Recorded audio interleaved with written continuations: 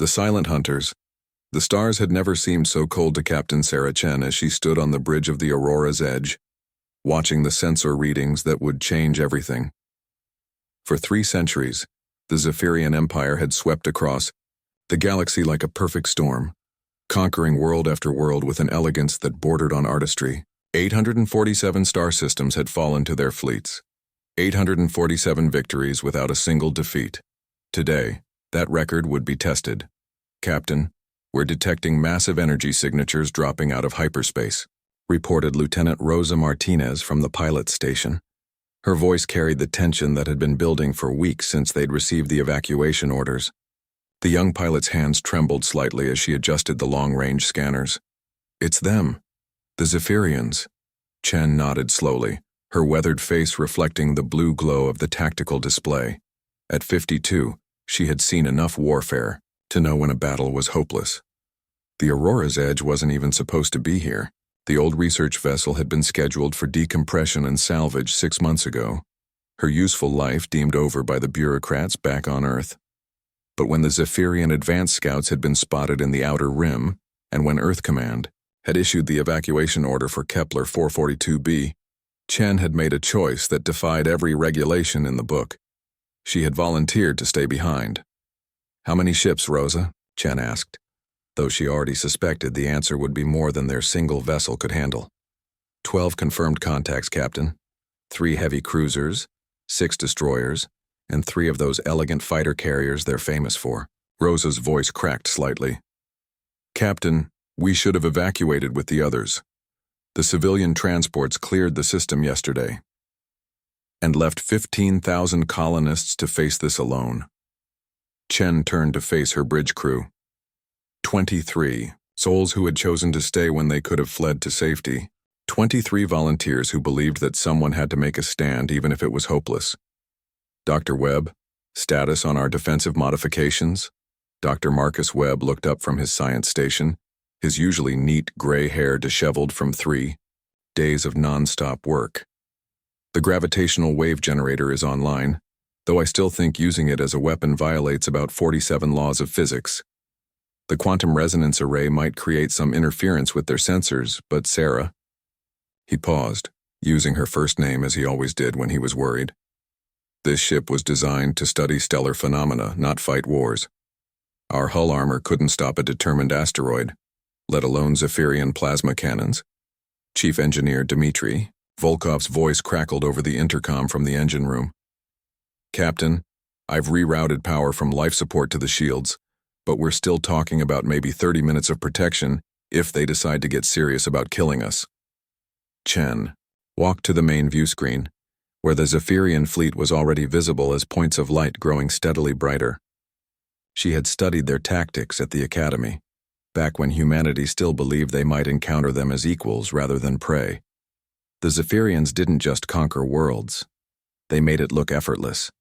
Their ships moved like dancers, their formations flowed like water, and their victories were achieved with a casual precision that spoke of absolute confidence. "They're beautiful," whispered Ensign Tom Bradley from the communications station. At 24, he was the youngest member of the crew, fresh out of the academy and still prone to wonder at the majesty of space warfare. "Beautiful and deadly," Chen replied. "Open a channel to the colony surface. I want to speak to Administrator Hayes." The main screen shifted to show the tired face of Janet Hayes, the civilian administrator who had refused evacuation orders just as stubbornly as Chen had. Behind her, the underground shelters of Kepler 442b's capital city bustled with activity as 15,000 people prepared for the worst. "Captain Chen, please tell me you have good news," Hayes said, though her expression suggested she already knew better. "I have news," Chen replied. "The Zephyrian fleet has arrived.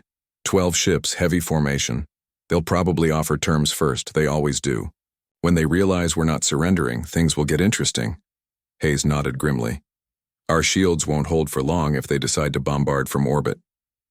Then we'll make sure they don't get the chance." Chen's voice carried a confidence she didn't entirely feel. "Keep everyone in the shelters, Janet. This might get rough." As the channel closed, Rosa called out from her station. "Captain, we're being hailed." It's the Zephyrian flagship. On screen, the image that appeared was both alien and strangely beautiful. Commander Veltar of the Zephyrian Empire stood nearly 8 feet tall, his silver-blue skin shimmering with the bioluminescent patterns that marked his rank. His species had evolved on a high-gravity world with methane seas, and their natural elegance was both mesmerizing and intimidating. When he spoke, his voice carried the musical quality that had made Zephyrian poetry famous throughout the galaxy. Greetings, human vessel. I am Commander Veltar of the Crimson Dawn Battle Group. You have not responded to our evacuation directive. This system now falls under the protection of the Zephyrian Empire. Please prepare for inspection and processing. Chen stepped forward, her hands clasped behind her back in a posture that would have made her old drill sergeant proud. Commander Veltar, I am Captain Sarah Chen of the Terran research vessel Aurora's Edge. This system is under the protection of the Terran Republic, and we do not recognize your authority here. A pause. Then something that might have been amusement flickered across Veltar's alien features. Captain Chen, your species has been classified as a developing civilization. Our records indicate that Earth Command issued evacuation orders for this system 3 days ago. Why do you remain? Because someone has to. Another pause, longer this time. Veltar consulted a holographic display that appeared beside him. Our scans indicate your vessel is a Class C research ship, approximately 80 years old, with minimal defensive capabilities. You carry a crew of 23 against our fleet of 12 warships and 4,000 warriors.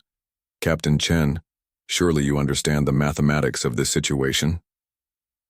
I understand that 15,000 innocent people are counting on us to buy them time, Chen replied.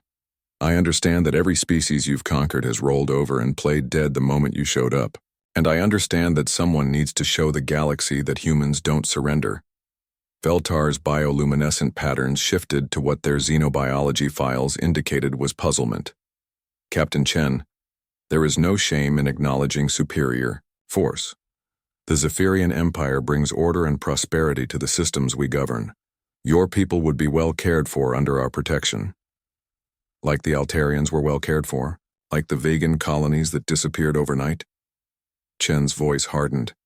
Commander, with respect, your empire's definition of protection and ours are not the same. Very well. Veltar's patterns shifted again, this time to what looked like regret. Captain Chen, you have 1 hour to reconsider.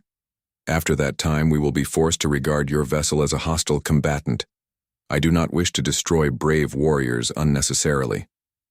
The channel closed, leaving the bridge in silence, except for the quiet hum of life support systems and the steady beeping of sensors tracking the Zephyrian fleet. 1 hour, Dr. Webb said quietly. Sarah, we could still launch the escape pods, get the crew to safety before...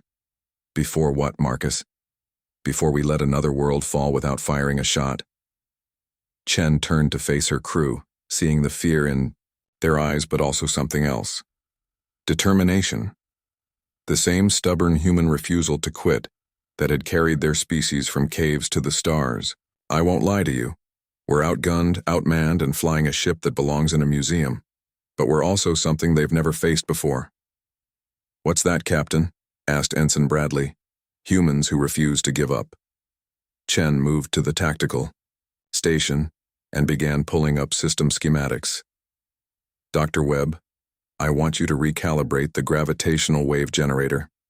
Instead of studying stellar formation, we're going to use it to create artificial gravity wells. Rosa, plot a course that takes us through the asteroid belt. If we're going to fight a fleet, we're going to make them come to us on our terms. The asteroids? Rosa's eyes widened as she understood. Captain, if we can lure them into the belt, their elegant formations become a liability. They'll have to break up their attack pattern to avoid collisions. Chen smiled grimly. Chief, Volkov, can you give me maximum power to engines for a 10-minute burn? Volkov's voice came back scratchy but determined. Captain, I can give you 12 minutes, but after that we'll be running on backup power only. 12 minutes to show them that humans don't die quietly. Chen took her place in the captain's chair. All stations prepare for combat. We're about to make history. As the Aurora's Edge powered up its ancient engines and began moving toward the asteroid belt, Commander Veltar watched from the bridge of his flagship. In 3 centuries of conquest, he had never encountered a species that chose to fight when victory was impossible. The humans intrigued him, though he doubted their bravery would matter against the overwhelming superiority of Zephyrian technology. He was about to learn how wrong he was. The hour passed quickly. When Veltar's ultimatum expired, the Zephyrian fleet began its advance, moving in the same perfect formations that had conquered nearly 1,000 worlds. But as they entered the asteroid belt in pursuit of the lone human ship, something unprecedented happened. The Aurora's Edge opened fire. Dr. Webb's gravitational wave generator, designed to study the formation of solar systems, created a series of artificial gravity wells that sent asteroids spinning wildly off course. The elegant Zephyrian formation scattered as massive rocks tumbled through their ranks, forcing them to break their perfect attack pattern for the first time in memory. Rosa's piloting skills, honed by years of navigating research missions through dangerous stellar phenomena, turned the clumsy old research ship into a dancing phantom that appeared and disappeared between the floating mountains of stone. Chief Volkov's modifications to the sensor array created bursts of electromagnetic interference that confused Zephyrian targeting systems, making their superior weapons fire at shadows and empty space. For the first time in 3 centuries, a Zephyrian fleet found itself outmaneuvered by an enemy they had dismissed as primitive.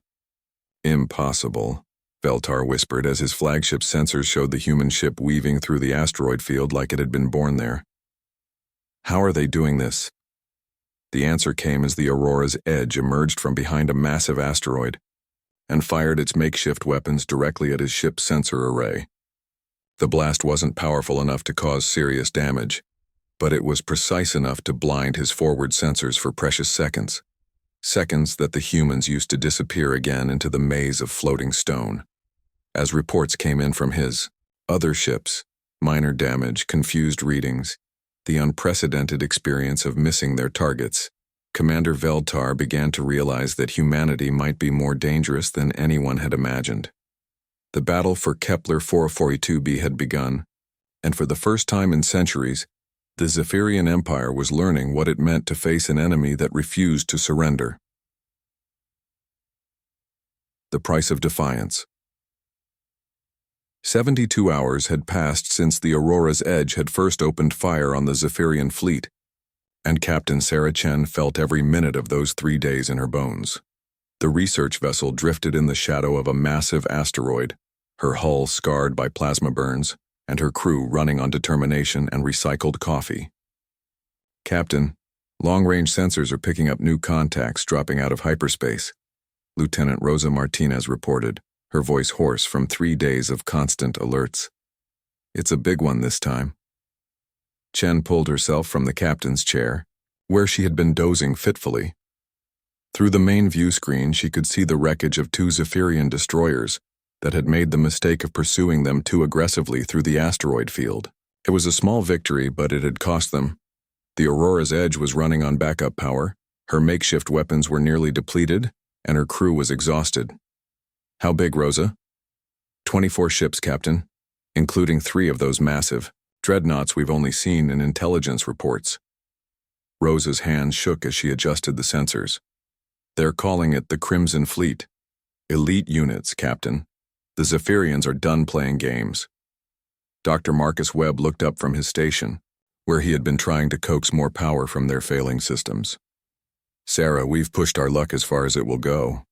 The gravitational wave generator is burned out. We've used all our modified sensor probes, and hull integrity is down to 60%. Contact from the planet's surface, announced Ensign Tom Bradley from Communications. The young officer had grown up considerably in 3 days of warfare. Administrator Hayes wants to speak with you. The main screen split to show Janet Hayes in the colony's command center. Behind her, the shelters were packed with 15,000 people who had watched their unlikely defenders hold off the Zephyrian Empire for 3 impossible days. Captain Chen, we've been monitoring the new fleet's approach. This is it, isn't it? Hayes's voice was steady, but Chen could see the weight of responsibility in her eyes. The administrator had kept her people calm and organized while the battle raged overhead. "It looks that way, Janet, but we're not finished yet." "Sarah," Hayes said quietly, using her first name for the first time. "You've given us 3 days more than anyone thought possible. The evacuation ships have had time to reach the outer colonies. Our children are safe because of what you've done. If you need to withdraw, we're not withdrawing." Chen's voice carried absolute certainty. "We're going to show them that humans don't break." As the channel closed, Chief Engineer Dmitry Volkov's voice crackled over the intercom. "Captain, I need you in engineering. There's something you need to see." Chen made her way through the damaged corridors of the Aurora's edge, past hull patches and jury-rigged power conduits. The ship groaned around her, held together by skill, determination, and what Volkov called pure stubborn engineering. In the engine room, she found the grizzled Russian engineer bent over a jury-rigged console. "Dmitry, what have you got for me?" Volkov straightened, his weather-beaten face showing a mixture of exhaustion and excitement. "Captain, remember that experimental fusion torch we were supposed to test before the ship was decommissioned? The one that was deemed too dangerous for regular use?" Chen nodded. The torch had been designed as a last-resort propulsion system, capable of incredible thrust but with a disturbing tendency toward catastrophic failure. "Well, I've been thinking, if we're going to die anyway, why not give them something to remember us by?" Volkov's eyes gleamed with the fervor of an engineer, pushed beyond his limits. "I can rig the torch to overload. Not an explosion, but a controlled burn that would turn our entire ship into a missile moving at a significant percentage of light speed." The implications hit Chen immediately. "A kinetic kill vehicle."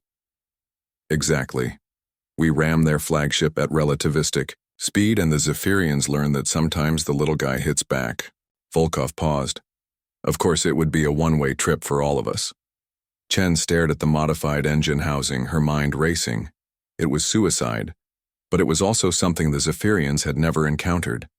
Their elegant battles, their artistic conquests, their perfect record, all of it based on the assumption that their enemies would behave rationally, would try to survive. "How long do you need to set it up?" "Give me 30 minutes, Captain." Chen nodded and activated the ship-wide intercom. "All hands, this is the captain. Report to the main cargo bay immediately. We need to talk." 20 minutes. Later, the crew of the Aurora's Edge stood in a circle in the ship's largest open space. 23 faces looked at Chen with a mixture of exhaustion, fear, and trust.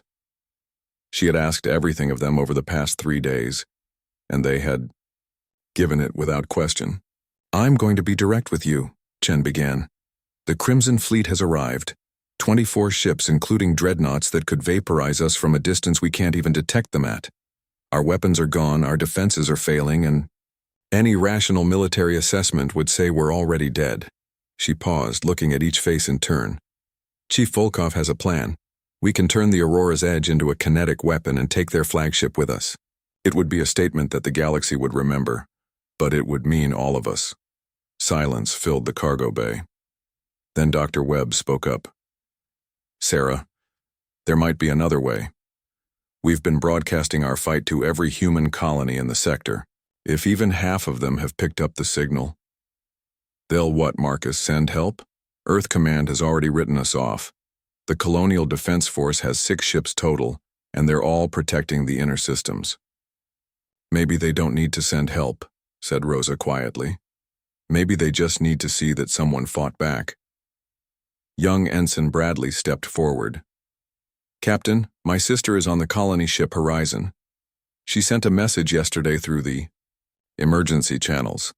27 colony ships have refused evacuation orders and are heading for their home systems. They're calling it the human resistance." Chen felt something shift in her chest. "What are you saying, Tom?" "I'm saying that what we did here mattered. People saw that humans could fight the Zephyrians and win, even if it was just for a few days. They're not running anymore, Captain. They're fighting." The implications were staggering. If colony after colony refused to surrender, If humans across the sector chose to fight rather than flee, then the Zephyrian Empire would face something they had never encountered: a species-wide rejection of conquest. "We could still ram their flagship," suggested Volkov. "Send a message that even retreat won't save them from human determination." Chen looked around the circle again, seeing something in their faces that she hadn't expected. Not resignation, but resolve. Not fear of death, but anger at injustice. The same stubborn human refusal to accept defeat that had carried their species through ice ages and plagues and the long journey to the stars. "No," she said finally. "If colonies across the sector are fighting back, then they'll need to know how we held off a Zephyrian fleet for 3 days with a research ship. They'll need our tactics, our modifications, our experience." "The escape pods," whispered Dr. Webb, understanding immediately. "We load them with all our sensor data, tactical logs, engineering modifications. Fire them toward the nearest human colonies before we make our final run." "Exactly. And then we show the Crimson Fleet what happens when you corner humans with nothing left to lose." As the crew dispersed to prepare for their final battle, Chen remained in the cargo bay for a moment, thinking about the message they would send. Not just to the Zephyrians, but to every human colony watching from across the galaxy. They would see that the Aurora's Edge had fought impossible odds and held the line. They would learn that humans could bleed the empire that thought itself invincible. An hour later, the Crimson Fleet entered the asteroid belt in overwhelming force. Admiral Cassara commanded from the dreadnought Eternal Glory, her bioluminescent patterns flickering with barely contained rage. For 3 days, a single human ship had embarrassed the Empire's finest forces. Today, that embarrassment would end. "Admiral, we're detecting the human vessel," reported her sensor operator. "They appear to be powering up their engines." "Finally, showing some sense," Cassara replied. "They're attempting to flee. All ships form pursuit formation. I want that ship captured intact. The humans will answer for their defiance." But as the Zephyrian fleet moved into position, something unexpected happened. The Aurora's Edge didn't run. Instead, she turned toward the massive Zephyrian formation and began accelerating directly at them. "Impossible," Cassara whispered. "They're attacking. A single research vessel is attacking the Crimson Fleet."